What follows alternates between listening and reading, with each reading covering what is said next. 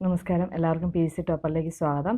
ഇന്ന് ഈ വീഡിയോയിൽ നമ്മൾ 9ാം ക്ലാസ്സിലെ സോഷ്യൽ സയൻസ് പാർട്ട് 1-ലെ 9ാമത്തെ ചാപ്റ്റർ നല്ല നാളേക്കായി എന്ന് പറയുന്ന ചാപ്റ്ററാണ് ഡിസ്കസ് ചെയ്യുന്നത്. അപ്പോൾ ഇതിന് മുമ്പത്തെ ക്ലാസ്സുകൾ 10ാം ക്ലാസ്സിലെയും 9ാം ക്ലാസ്സിലെയും സോഷ്യൽ സയൻസ് ക്ലാസ്സുകൾ, അതുപോലെ 5ാം ക്ലാസ്സിലെ 6ാം ക്ലാസ്സിലെ സോഷ്യൽ സയൻസ് ക്ലാസ്സുകൾ നിങ്ങൾക്ക് ആവശ്യമാണെങ്കിൽ ചാനലിൽ അവൈലബിൾ ആണ്, അത് കണ്ടു നോക്കുക. അതുപോലെ ബേസിക് സയൻസ് ക്ലാസ്സുകളും അവൈലബിൾ ആണ്, അതൊന്ന് കണ്ടു നോക്കുക. അപ്പോൾ നമുക്ക് ഇന്നത്തെ ക്ലാസ്സിലേക്ക് കിടക്കാം.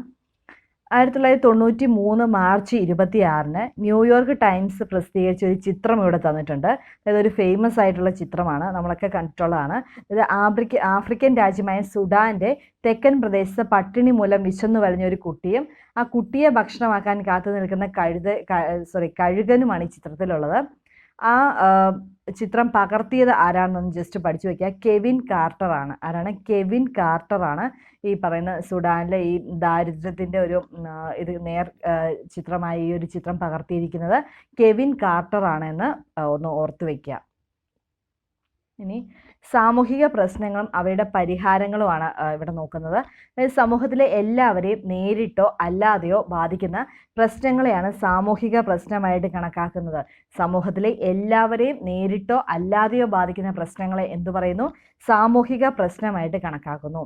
വ്യക്തികളുടെ പ്രശ്നമോ പൊതുവായ പ്രശ്നമോ സമൂഹത്തെ ബാധിക്കുകയും ദീർഘകാലം നിലനിൽക്കുകയും ചെയ്യുമ്പോൾ അത് സാമൂഹിക പ്രശ്നമായിട്ട് മാറുന്നു. അതായത് ഒരു വ്യക്തികളുടെ പ്രശ്നമാകാം, അല്ലെങ്കിൽ പൊതുവായ പ്രശ്നമാകാം, അത് സമൂഹത്തെ ബാധിക്കുകയും ദീർഘകാലം നിലനിൽക്കുകയും ചെയ്യുമ്പോൾ അത് സാമൂഹിക പ്രശ്നമായിട്ട് മാറുകയാണ് ഉണ്ടാകുന്നത്.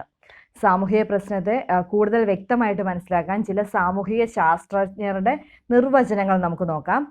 ഇമ്പോർട്ടൻ്റ് ആണ്, കാരണം നമ്മളോട് PSC അങ്ങനെ എടുത്ത് ചോദിക്കാറുള്ളതാണ്. അത് ആരൊക്കെയാണ് പറഞ്ഞിട്ടുള്ളതെന്ന് നോക്കാം.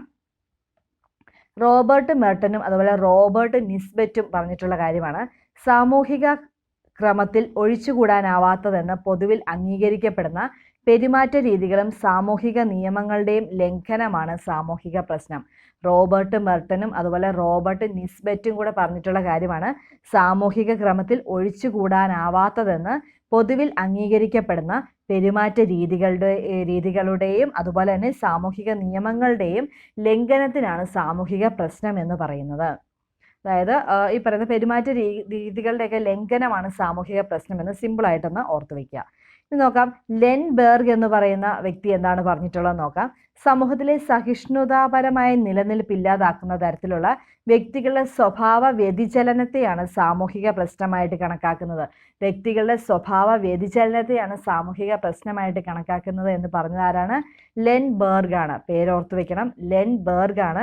സമൂഹത്തിൻ്റെ സഹിഷ്ണുതാപരമായ നിലനിൽപ്പ് ഇല്ലാതാക്കുന്ന തരത്തിലുള്ള വ്യക്തികളുടെ സ്വഭാവ വ്യതിചലനത്തെയാണ് എന്ത് പറയുന്നത്? സാമൂഹിക പ്രശ്നമായിട്ട് കണക്കാക്കുന്നത് എന്ന് പറഞ്ഞതാരാണ്? ലെൻബെർഗ് ആണെന്ന് ഓർത്തു വയ്ക്കുക. ഇന്ന് നോക്കാം, എന്താണ് ദാരിദ്ര്യം എന്ന് നോക്കാം. ജീവിതം, ആരോഗ്യം, കാര്യക്ഷമത എന്നിവയ്ക്ക് വേണ്ട ഏറ്റവും കുറഞ്ഞ ഉപഭോഗ വസ്തുക്കൾ നേടുന്നതിനുള്ള കഴിവില്ലായ്മയാണ് ദാരിദ്ര്യം എന്ന് പറയുന്നത്. അതായത് ജീവിതം, ആരോഗ്യം, കാര്യക്ഷമത എന്നിവയ്ക്ക് വേണ്ട ഏറ്റവും കുറഞ്ഞ ഉപഭോഗ വസ്തുക്കൾ നേടുന്നതിനുള്ള കഴിവില്ലായ്മയെ എന്ത് പറയുന്നു? ദാരിദ്ര്യം എന്ന് പറയുന്നു. ലോകബാങ്കിന് 2015 കണക്ക് പ്രകാരം 702 ദശലക്ഷം മനുഷ്യർ ലോകത്ത് ദരിദ്രരാണ്. അതായത് ദാരിദ്ര്യം ഇന്ത്യയിൽ മാത്രമല്ല ലോകത്ത് മുഴുവൻ ഒരു സാമൂഹിക പ്രശ്നമാണ്. ഐക്യരാഷ്ട്രസഭയുടെ കണക്കനുസരിച്ച് വികസ്വര രാജ്യങ്ങളിൽ 5-ൽ ഒരാൾ ജീവിക്കുന്നത് ദാരിദ്ര്യരേഖയ്ക്ക് താഴെയാണ് എന്ന് ഓർത്തു വയ്ക്കുക. ഐക്യരാഷ്ട്രസഭയുടെ കണക്കനുസരിച്ച് ഈ പറയുന്ന വികസ്വര രാജ്യങ്ങളിൽ 5-ൽ ഒരാൾ ജീവിക്കുന്നത് ദാരിദ്ര്യരേഖയ്ക്ക് താഴെയാണെന്ന് ഓർത്തു വയ്ക്കുക. അതുപോലെ തന്നെ ആസൂത്രണ കമ്മീഷന്റെ കണക്കുകൾ പ്രകാരം ഇന്ത്യയിൽ 22% ജനങ്ങൾ ദാരിദ്ര്യത്തിൻ്റെ കഷ്ടതകൾ അനുഭവിക്കുന്നവരാണ്. ആസൂത്രണ കമ്മീഷന്റെ കണക്കനുസരിച്ചാണ് ഈ പറയുന്ന ഇന്ത്യയിൽ 22% ജനങ്ങൾ ദാരിദ്ര്യത്തിൻ്റെ കഷ്ടതകൾ അനുഭവിക്കുന്നവരാണെന്ന് ഓർത്തു വയ്ക്കാം. ഇനി നോക്കാം, എന്താണ് തൊഴിലില്ലായ്മ. തൊഴിലില്ലായ്മ എന്നത് ദാരിദ്ര്യവുമായി ബന്ധപ്പെട്ട സാമൂഹിക പ്രശ്നമാണ്. ജനങ്ങളിൽ ഒരു വിഭാഗം ജീവിക്കാൻ വേണ്ടി ഏതെങ്കിലും തരത്തിലുള്ള തൊഴിൽ കണ്ടെത്തുമ്പോൾ ലോകത്ത് വലിയൊരു വിഭാഗം ജനങ്ങൾ അതിന് കഴിയാത്തവരാണ്. പണിയെടുക്കാനുള്ള ശാരീരികവും മാനസികമായ കഴിവും അതിനുള്ള പ്രായവും സമയവും ഉണ്ടായിരുന്നിട്ടും ജോലി ലഭിക്കാത്ത അവസ്ഥയാണ് തൊഴിലില്ലായ്മ. എന്താണ് തൊഴിലില്ലായ്മ? പണിയെടുക്കാനുള്ള ശാരീരികവും മാനസികവുമായ കഴിവും അതിനുള്ള പ്രായവും സമ്മതവും ഉണ്ടായിട്ടും ജോലി ലഭിക്കാത്ത അവസ്ഥയ്ക്കാണ് എന്ത് പറയുന്നത്? തൊഴിലില്ലായ്മ എന്ന് പറയുന്നത് എന്ന് ഓർത്തു വയ്ക്കുക. തൊഴിലില്ലായ്മയുടെ പ്രഖ്യാപനം നമ്മുടെ പ്രദേശത്ത് കാണാനാവും. അന്യ സംസ്ഥാനങ്ങളിൽ നിന്ന് എത്ര പേരാണ് തൊഴിൽ തേടി കേരളത്തിലേക്ക് എത്തുന്നത് എന്ന് ഒന്ന് ഓർത്തു വയ്ക്കുക. ഇനി നോക്കാം, എന്താണ് പാർപ്പിട പ്രശ്നം? മനുഷ്യന്റെ അടിസ്ഥാന ആവശ്യങ്ങളിലൊന്നാണ് പാർപ്പിടം. പാർപ്പിടത്തെക്കുറിച്ചുള്ള സമൂഹത്തിന്റെ കാഴ്ചപ്പാടുകൾ വ്യത്യസ്തമാണ്. പാർപ്പിടമില്ലായ്മ ഇന്ത്യ നേരിടുന്ന പ്രധാന സാമൂഹിക പ്രശ്നമാണ്. ഒരു വ്യക്തിക്കും കുടുംബത്തിനും ആരോഗ്യകരമായ രീതിയിൽ ജീവിതം നയിക്കാൻ ആവശ്യമായ ഒരു വീടുണ്ടാകുക എന്നത് പൗരന്റെ അവകാശത്തിൽ പെടുന്നു. സുരക്ഷിതത്വവും അനുയോജ്യവുമായ വാസസ്ഥലം കരസ്ഥമാക്കാനോ നിലനിർത്താനോ കഴിയാത്ത അവസ്ഥയാണ് പാർപ്പിടമില്ലായ്മ.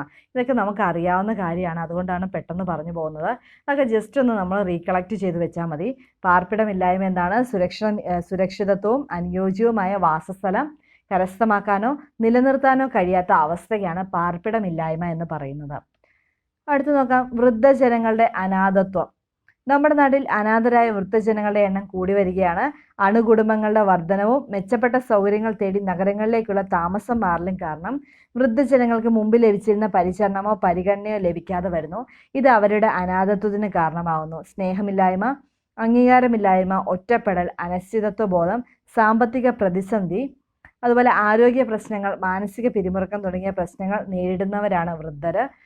ഇത് അവരിൽ പലവിധ ആന്തരിക സംഘർഷങ്ങൾ സൃഷ്ടിക്കുന്നു. അവരുടെ അനാഥത്വം സമീപകാലത്ത് പൊതുപ്രശ്നമായിട്ട് വളരുകയാണ്. ഇതുകൊണ്ടാണ് വൃദ്ധസദനങ്ങൾ നമ്മുടെ നാട്ടിൽ വർദ്ധിച്ചു വരുന്നത് എന്നൊന്ന് ജസ്റ്റ് ഒന്ന് ഓർത്ത് വയ്ക്കുക. അതുപോലെ തന്നെ ഇതിൽ ഇമ്പോർട്ടൻ്റ് ആണ്, ലോക വൃദ്ധ ദിനം എന്നാണ് ഒക്ടോബർ 1. ലോക വൃദ്ധ ദിനം എന്നാണ് ഒക്ടോബർ 1 എന്ന് ഓർത്ത് വയ്ക്കുക. ഇനി സ്ത്രീകൾക്കെതിരെയുള്ള അതിക്രമങ്ങൾ. സ്ത്രീകൾക്കെതിരെയുള്ള അതിക്രമങ്ങളും ഒരു വലിയ സാമൂഹിക പ്രശ്നമാണ്. സമൂഹത്തിൽ സ്ത്രീകൾ നേരിടുന്ന എന്തെല്ലാം പ്രശ്നങ്ങളാണ് നമ്മുടെ ശ്രദ്ധയിൽപ്പെട്ടിട്ടുള്ളതെന്ന് നോക്കാം. സ്ത്രീകൾക്കെതിരെയുള്ള കുറ്റകൃത്യങ്ങൾ, വിദ്യാഭ്യാസത്തിനുള്ള അവകാശം നിഷേധിക്കൽ, ഒരു ജോലിക്ക് വ്യത്യസ്ത കൂലി, കഴിവ് തെളിയിക്കാനുള്ള അവസരം നിഷേധിക്കൽ, പൊതുരംഗത്ത് നിന്ന് മാറ്റി നിർത്തൽ. ഇതൊക്കെ സ്ത്രീകൾ ഇപ്പോൾ അനുഭവിക്കുന്ന പ്രധാന പ്രശ്നങ്ങളാണ്. അതായത് സ്ത്രീകൾക്കെതിരെയുള്ള കുറ്റകൃത്യങ്ങൾ, വിദ്യാഭ്യാസത്തിനുള്ള അവകാശം നിഷേധിക്കൽ, ഒരു ജോലിക്ക് വ്യത്യസ്ത കൂലി, കഴിവ് തെളിയിക്കാനുള്ള അവസരം നിഷേധിക്കൽ, പൊതുരംഗത്ത് നിന്ന് മാറ്റി നിർത്തൽ. നോക്കാം, ലഹരി പദാർത്ഥങ്ങളുടെ ഉപയോഗം.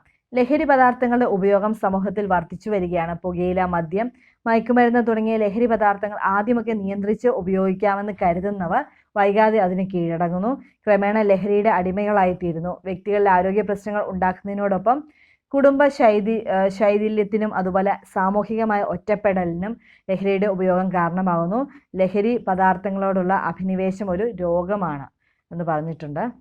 ഇതൊക്കെ സാമൂഹിക പ്രശ്നങ്ങളാണ് പറയുന്നത്. ഇനി നോക്കാം, കൗമാര കുറ്റകൃത്യങ്ങൾ. കുട്ടികൾക്കിടയിലെ കുറ്റകൃത്യങ്ങൾ ഇന്ന് വലിയ സാമൂഹിക പ്രശ്നമായിട്ട് മാറിയിരിക്കുകയാണ്. 18 വയസ്സിന് താഴെയുള്ള കുട്ടികൾ ചെയ്യുന്ന കുറ്റകൃത്യങ്ങളെ കൗമാര കുറ്റകൃത്യങ്ങളായിട്ടാണ് കണക്കാക്കുന്നത്. ഇവർ ജുവനൈൽ ഒഫൻഡേഴ്സ് അഥവാ കൗമാര കുറ്റാരോപിതർ എന്നറിയപ്പെടുന്നു. ജുവനൈൽ ഒഫൻഡേഴ്സ് എന്ന് വെച്ചാൽ 18 വയസ്സിന് താഴെ ഉള്ള കുറ്റകൃത്യങ്ങൾ ചെയ്യുന്ന വ്യക്തികളാണ് ജുവനൈൽ ഒഫൻഡേഴ്സ് അഥവാ കൗമാര കുറ്റാരോപിതർ എന്ന് അറിയപ്പെടുന്നത്. അതുപോലെ തന്നെ ചെറുപ്രായത്തിൽ തന്നെ കുട്ടികൾ കുറ്റവാളികളായി തീരാനുള്ള കാരണം എന്താണ്? കുടുംബ ബന്ധങ്ങളുടെ ശിഥിലീകരണമാണ്, ലഹരിയുടെ ഉപയോഗമാണ്, ദൃശ്യമാധ്യമങ്ങളുടെ ദുരുപയോഗം, അതുപോലെ സാമൂഹിക മൂല്യങ്ങളുടെ തകർച്ച. അതൊന്ന് ഓർത്ത് വയ്ക്കുക. കുടുംബ ബന്ധങ്ങളുടെ ശിഥിലീകരണം, ലഹരിയുടെ ഉപയോഗം, അതുപോലെ ദൃശ്യമാധ്യമങ്ങളുടെ ദുരുപയോഗം, അതുപോലെ സാമൂഹിക മൂല്യങ്ങളുടെ തകർച്ച. ഇതൊക്കെയാണ് കുട്ടികൾ ഈ കുറ്റവാളികളായി മാറാനുള്ള കാരണങ്ങൾ. ഇനി നോക്കാം, കൗൺസിലിംഗ് സെൻറ്റർ എന്താണെന്ന് നോക്കാം. കുട്ടികളുടെ സ്വഭാവ രൂപീകരണത്തിനും വ്യക്തിത്വ വികാസത്തിനും കുടുംബത്തിന് പ്രധാന പങ്കാണ് വഹിക്കാനുള്ളത്. കുട്ടികളുടെ ആവശ്യങ്ങൾ തിരിച്ചറിയാനും അവരെ മനസ്സിലാക്കാനും കുടുംബത്തെ സഹായിക്കാനും കൗൺസിലിംഗ് സെൻറ്ററുകൾക്ക് കഴിയുന്നു. അതായത് കുട്ടികളുടെ ആവശ്യങ്ങൾ തിരിച്ചറിയാനും അവരെ മനസ്സിലാക്കാനും കുടുംബത്തെ സഹായിക്കാനും കഴിയുന്ന ആർക്കാണ്? കൗൺസിലിംഗ് സെൻറ്ററുകൾക്കാണ് എന്ന് ഓർത്ത് വയ്ക്കാം. അതുപോലെ എന്താണ് ജുവനൈൽ കോടതി? കൗമാരക്കാരുടെ കുറ്റകൃത്യങ്ങൾ കൈകാര്യം ചെയ്യാൻ സ്ഥാപിക്കപ്പെടുന്ന സംവിധാനമാണ് ജുവനൈൽ കോടതി. കൗമാരക്കാരുടെ കുറ്റകൃത്യങ്ങൾ കൈകാര്യം ചെയ്യാൻ സ്ഥാപിക്കപ്പെടുന്ന സംവിധാനം എന്താണ്? ജുവനൈൽ കോടതി എന്നറിയപ്പെടുന്നു. മറ്റു കോടതികളുടെ പ്രവർത്തനങ്ങളിൽ നിന്നും തികച്ചും വ്യത്യസ്തമാണ് ഇവയുടെ പ്രവർത്തനം. ജുവനൈൽ കോടതിയുടെ പ്രവർത്തനം മറ്റു കോടതിയുടെ പ്രവർത്തനങ്ങളിൽ നിന്ന് വ്യത്യസ്തമാണെന്നും കൂടെ ഓർത്തു വയ്ക്കുക. ഇനി നോക്കാം, ചൈൽഡ് ലൈൻ. കുട്ടികൾ അനുഭവിക്കുന്ന പ്രശ്നങ്ങളും പ്രയാസങ്ങളും കണ്ടെത്തി അവരെ സഹായിക്കാനും സംരക്ഷിക്കാനുമായി ഇന്ത്യ ഗവൺമെൻറ്റിൻ്റെ ministry of women and child development കീഴിൽ പ്രവർത്തിക്കുന്ന ഏജൻസിയാണ് ചൈൽഡ് ലൈൻ. ചൈൽഡ് ലൈൻ എന്തിൻ്റെ കീഴിലാണ് പ്രവർത്തിക്കുന്നത്? India government ministry of women and child ഡെവലപ്മെൻറ്റിൻ്റെ കീഴിൽ പ്രവർത്തിക്കുന്ന ഏജൻസിയാണ് ചൈൽഡ് ലൈൻ എന്ന് ഓർത്തു വയ്ക്കുക. ടാറ്റ ഇൻസ്റ്റിറ്റ്യൂട്ട് ഓഫ് സോഷ്യൽ സയൻസിലെ പ്രൊഫസറായ ജീറോ ബില്ലിമോറിയാണ് 1996 ബോംബെയിൽ ചൈൽഡ് ലൈൻ സ്ഥാപിച്ചത്. നമ്മളോട് ചോദിക്കാൻ പറ്റിയൊരു ചോദ്യമാണ്. ആരാണ് ചൈൽഡ് ലൈൻ സ്ഥാപിച്ചത്? ഈ പറയുന്ന ടാറ്റ ഇൻസ്റ്റിറ്റ്യൂട്ട് ഓഫ് സോഷ്യൽ സയൻസിലെ പ്രൊഫസറായിരുന്ന ജിറോ ബില്ലിമോറി 1996 ബോംബെയിലാണ് ചൈൽഡ് ലൈൻ സ്ഥാപിക്കുന്നത്. അതുപോലെ 98-99 ഇതിൻ്റെ പ്രവർത്തനം ഇന്ത്യ ഗവൺമെൻറ് രാജ്യവ്യാപകമാക്കി. ടോൾ ഫ്രീ നമ്പറായ 1098 ഏത് സമയത്തും സേവനം ലഭിക്കുന്നതാണ്. ചൈൽഡ് ലൈൻ നമ്പർ PSC ചോദിച്ചിട്ടുള്ള ക്വസ്റ്റ്യൻ ആണ്. 1098 ആണ്. 1098 ആണ് ഈ പറയുന്ന ചൈൽഡ് ലൈൻ നമ്പർ എന്ന് ഓർത്ത് വയ്ക്കുക. അടുത്തത് കൗമാര കുറ്റകൃത്യങ്ങൾ തടയാനുള്ള സംവിധാനങ്ങൾ നോക്കാം. ചൈൽഡ് ഗൈഡൻസ് ക്ലിനിക്, കുട്ടികളിലെ പ്രശ്നങ്ങൾ കണ്ടെത്താനും വിശകലനം ചെയ്യാനുമുള്ള സംവിധാനമായ ചൈൽഡ് ഗൈഡൻസ് ക്ലിനിക്ക്.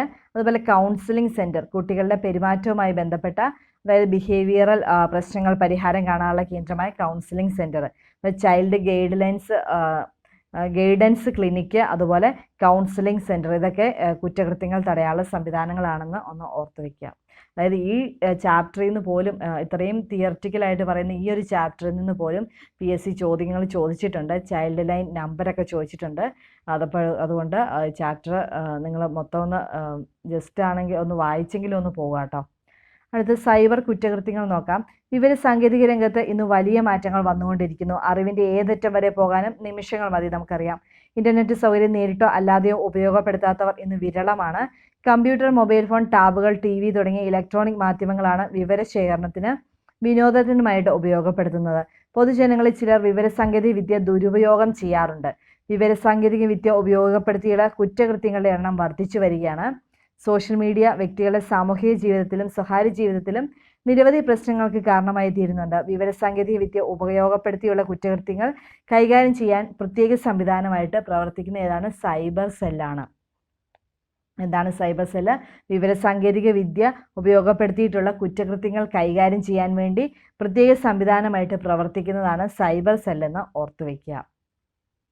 ഇനി കുട്ടികൾക്കെതിരെയുള്ള അതിക്രമങ്ങൾ നോക്കാം.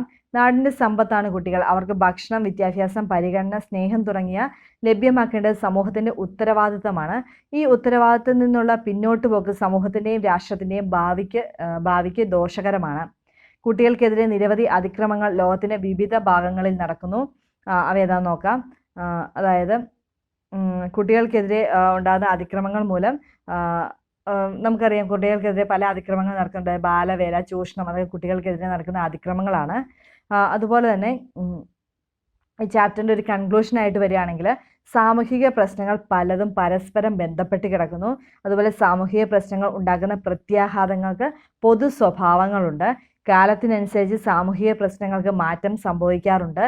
സാമൂഹിക പ്രശ്നങ്ങൾ പരിഹരിക്കാൻ ഒറ്റക്കെട്ടായിട്ടുള്ള പ്രവർത്തനം അനിവാര്യമാണ് എന്നും കൂടി ഓർത്തു വയ്ക്കുക. അതാണ് ഈ ചാപ്റ്ററിൻ്റെ ഒരു കൺക്ലൂഷനായിട്ട് വരുന്നത്. അതായത് നമ്മളിപ്പോൾ കുട്ടികൾക്കെതിരെയുള്ള അതിക്രമങ്ങൾ പറഞ്ഞു, അതുപോലെ സ്ത്രീകൾക്കെതിരെയുള്ള അതിക്രമങ്ങൾ പറഞ്ഞു, അങ്ങനെ പല പല സാമൂഹിക പ്രശ്നങ്ങളൊക്കെ നമ്മളിപ്പോൾ ഡിസ്കസ് ചെയ്തു. അതുപോലെ ഇതിൻ്റെ ഒരു കൺക്ലൂഷനാണ് പറയുന്നത്, സാമൂഹിക പ്രശ്നങ്ങൾ പലതും പരസ്പരം ബന്ധപ്പെട്ട് കിടക്കുന്നു. സാമൂഹിക പ്രശ്നങ്ങൾ ഉണ്ടാക്കുന്ന പ്രത്യാഘാതങ്ങൾക്ക് പൊതു സ്വഭാവമുണ്ട്. കാലത്തിനനുസരിച്ച് സാമൂഹിക പ്രശ്നങ്ങൾക്ക് മാറ്റം സംഭവിക്കാറുണ്ട്. സാമൂഹിക പ്രശ്നങ്ങൾ പരിഹരിക്കാൻ ഒറ്റക്കെട്ടായിട്ടുള്ള പ്രവർത്തനം അനിവാര്യമാണ് എന്നുകൂടി ഓർത്തു വയ്ക്കുക. അപ്പോൾ ഇത്രയാണ് ഈ ചാപ്റ്ററിൻ്റെ ബേസിക് ആയിട്ടുള്ള കാര്യങ്ങൾ വരുന്നത്. സിമ്പിൾ ചാപ്റ്ററാണ്, നമുക്കൊന്ന് വായിച്ചു വിട്ടാൽ മതി, ഒന്ന് കേട്ട് വിട്ടാൽ മതി. അപ്പോൾ നിങ്ങൾക്ക് എന്തെങ്കിലും അഭിപ്രായങ്ങളോ നിർദ്ദേശങ്ങളോ ഉണ്ടെങ്കിൽ അത് കമൻറ്റ് ചെയ്യുക. അതുപോലെ വീഡിയോ ഇഷ്ടമായാൽ ലൈക്ക് ചെയ്യുക, കൂട്ടുകാർക്ക് ഷെയർ ചെയ്യുക. ചാനൽ മറക്കാതെ സബ്സ്ക്രൈബ് ചെയ്യുക. അതുപോലെ ബേസിക് സയൻസ് ക്ലാസ്സുകളും കണ്ടു നോക്കുക. അപ്പോൾ നമുക്ക് അടുത്ത വീഡിയോയിൽ മറ്റൊരു ചാപ്റ്ററുമായിട്ട് കാണാം. Thank you.